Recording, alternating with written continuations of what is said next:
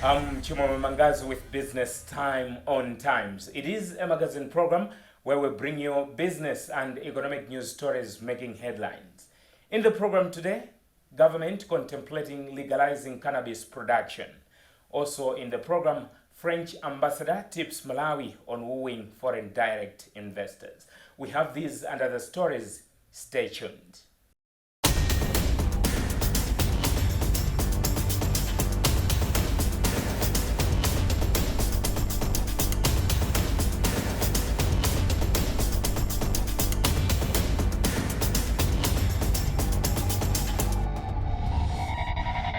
In a quest to enhance the country's exports and boost foreign exchange reserves, Minister of Agriculture Lobin Lowe has revealed plans to engage larger farms and estates in production of cannabis in the country. He says plans are at an advanced stage to legalize production of the crop, with a bill on the same expected to be presented to Parliament during the next sitting. This comes barely a year after the country legalized production of industrial hemp. Lowe made the revelations in Zomba when he visited some tobacco farmers in the southern region. He explains. Cannabis, I'm looking at the hype, how we started as a new industry. It was as if most farmers would drop growing tobacco and go flat out into cannabis production. Unfortunately, cannabis, unlike other crops, is also market-oriented, just like tobacco. Unless we get demand, that's when we know how much to produce. So the demand we have as a starting point is just too little. So we are trying to promote some investors, some off-takers, to come to Malawi to make sure that whatever we produce is all bought. We also talked of our local variety, and there are issues to do with our laws. Come July, once Parliament meets, we should be able to sort out some issues in the Act to make sure that our local variety is also produced. We only have maybe 5 months to go after his pronouncement, but I can assure you, as a starting point, we have engaged Comforts in conjunction with Greenbelt. They are sitting on 5,200 hectares to begin with. They will be producing cannabis, soya, wheat. We have been talking about heavy importation of wheat, so this project will start now producing some wheat. This is a starting point.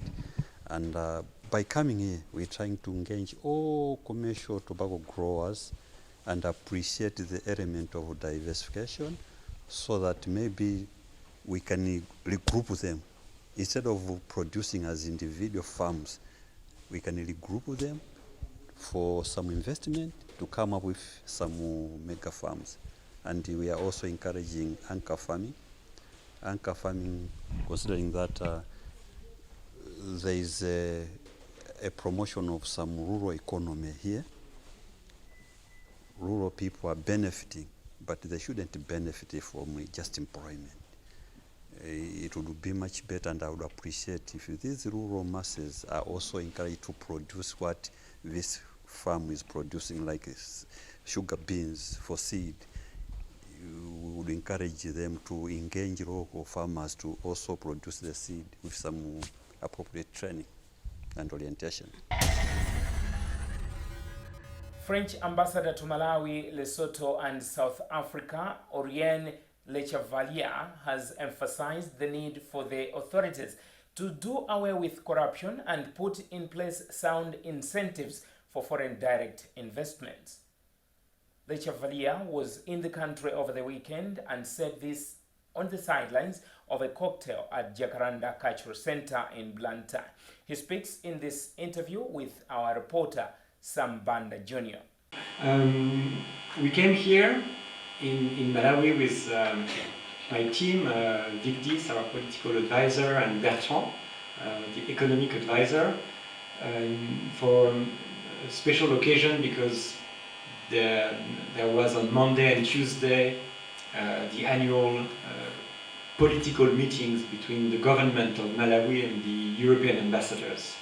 So that was in Lilongwe, and we were there. We could engage with Malawi ministers and the president, His Excellency President Chakwera himself, to discuss important issues for the country and for the relations with European and the world, so like foreign policy, cooperation, health, education programs, business opportunities also in the country. You know, it's very important, and that economically speaking, we are facing critical times. We discussed human rights, women's rights, women empowerment in the country, a project that we can also support. We discussed issues like the fight against climate change in the country, so very important topics. I see more and more French investors interested in Malawi. They are looking at possible opportunities, and I think it's the right moment to invest.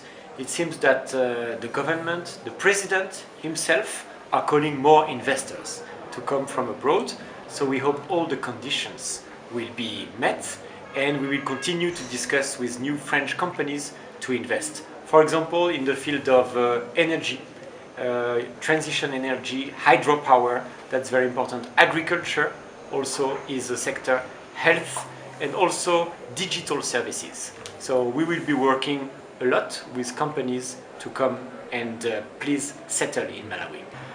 There is an effect, of course, the consequences of the war in Ukraine, and actually we commend the Malawi government for the support. Also, they understand what's happening and they are showing solidarity towards the Ukrainian people. But we see consequences like, for example, the rising prices of the commodities. But in terms of cooperation and assistance programs, I can tell you there will not be negative consequences for Malawi. What we intend to support and to provide as financial assistance will be delivered to Malawi with no consequences from the war in Ukraine.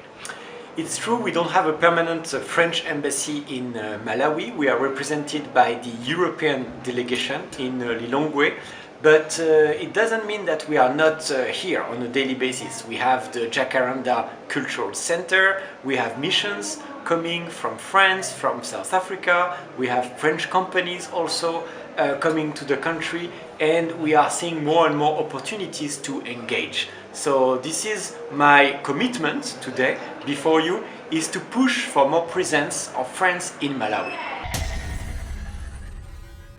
This is Business Time on Times. We'll be right back.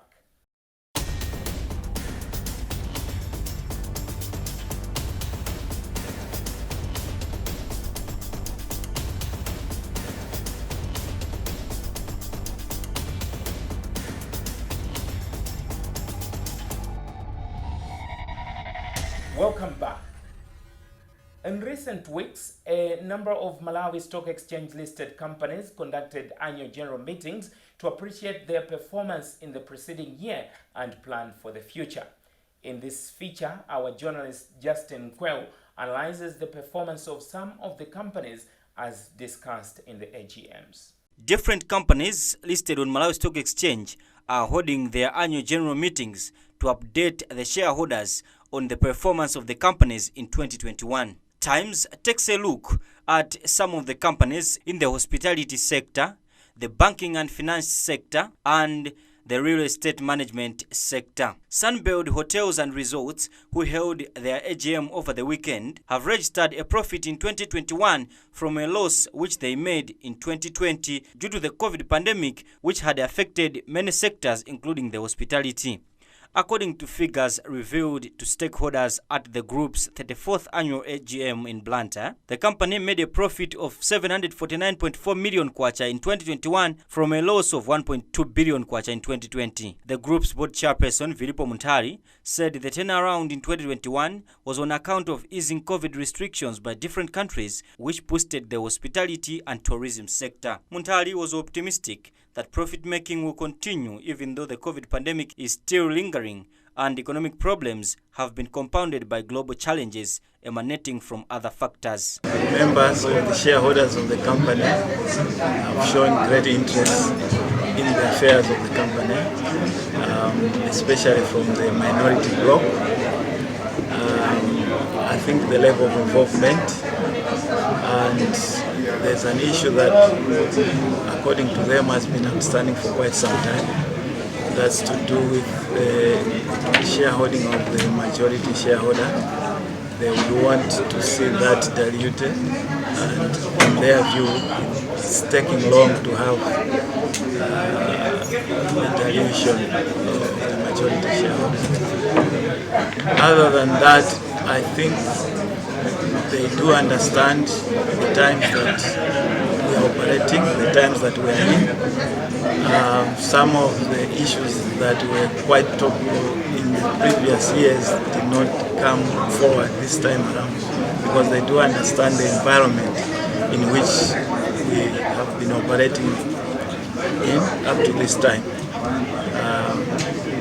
The COVID, now we're talking about the geopolitical conflict in Ukraine and all that impacting, and the recent devaluation, of course, that is impacting our business. The improvement in our profitability in the previous year was largely due to the opening up of the skies by various countries following the relaxation of the COVID measures that were put in place in the other year, when we registered a loss of around 1.2 billion. So that helped to improve our occupancies and the businesses in general. But going forward, we understand the terrain in which we are operating. Now, COVID is not gone, only that perhaps now there are better ways of managing the pandemic.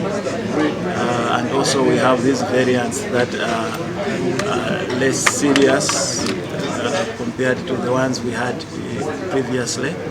So even in the midst of these variants, we're still seeing some improvement in our performance. Going forward, I understand the background to the question. We do really have a case before us. As a company, we have a strategy that was approved early this year. And in our strategy, we do have a lot of scenarios.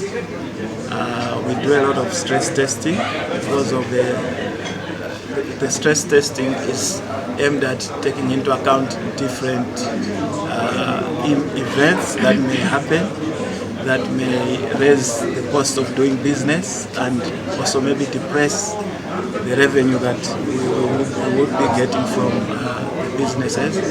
So much as can confirm that there will be an impact, but we do have measures in place through our strategic instruments that will allow us to mitigate some of the downside that we are going to experience from such measures going forward. Even though the group has registered a profit, it has not declared dividends for the year ending December 31, 2021, a development attributed to strategies that should uplift the company further. In the banking and finance sector, Times takes a look at FCB Capital Holdings, who held their AGM on Monday. During the AGM, minority shareholders at the public listed group of companies have complained the sluggish rise in dividends paid to shareholders within 2 consecutive years of 2020 and 2021. According to figures revealed at the company's annual meeting in Blantyre, in 2020 the shareholders agreed to pay a dividend of $1.9 million, representing 8 cents per ordinary share, and in 2021 the stakeholders have agreed to pay a dividend of $2.4 million, representing 10 cents per ordinary share. Speaking after the AGM, one of the minority shareholders, Frank Harawa, said the pace at which the dividends are increasing is not beneficial to shareholders and the company at large. He added that at such a pace, the company will continue seeing reductions in share prices on the FCBCH counter, which he alleged that has reduced to around 80 kwacha per share from around 179 kwacha per share last year. Our bank, FCBCH, has done very well. We've come from a position where things were not okay. We were concerned about the issues in Zimbabwe and the issues also in Mozambique, where there are wars up there. But it looks like we've turned around because we've recently made a good profit here in Malawi for the first time from 9 billion to over 20 something billion. So I think that has been a very welcome development from our bank. You see, when we invest on the stock market, we invest to make money. So we make our money in two ways. One way is through the dividends. The second one is through capital appreciation. And it is a concern for us when we know that the bank has made, $20 million, and then they are paying us only maybe $1. That is a concern to us because most of the shareholders, they also depend on these dividends for their livelihood and survival. So we're asking them that it is prudent that as they sit in their boards, as they discuss other things, they must also consider paying a good dividend. Because even a good dividend determines the share price on the market.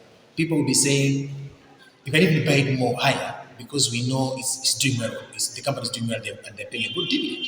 But for example, this time with a good dividend, with a good profit, we thought there would be a dividend of 4 kwacha or 5 kwacha. But we're surprised that we only got a dividend of almost 1 kwacha. So that was our cry in the AGM. During the meeting, it was discovered that the group has made $59.1 million operating profit before tax in 2021 from $35.5 million in the preceding year.